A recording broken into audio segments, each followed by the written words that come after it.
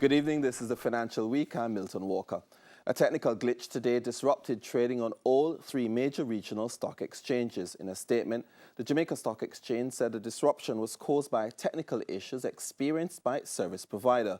As a result, trading hours were adjusted. Pre-open trading started at 2:30 in the afternoon and the main trading session closed at 4 o'clock.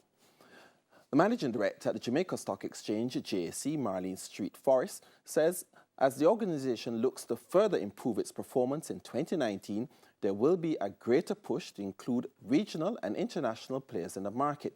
Ms. Street Forrest was speaking on TVJ's Smile Jamaica program yesterday. While many countries are sort of constraining themselves and closing their borders, we need to look outward. We are a small country, and in order to encourage growth and get growth, we will have to look within our region and also globally. The JC index lost 4,552 points today, while the junior market index is down by 9 points.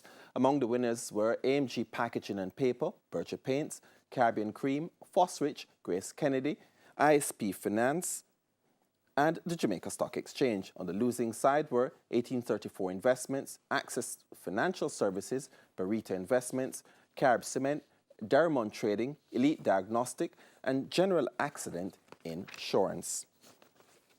Currency trading ended today with the US dollar selling for $129.08. The Canadian dollar sold for $95.96.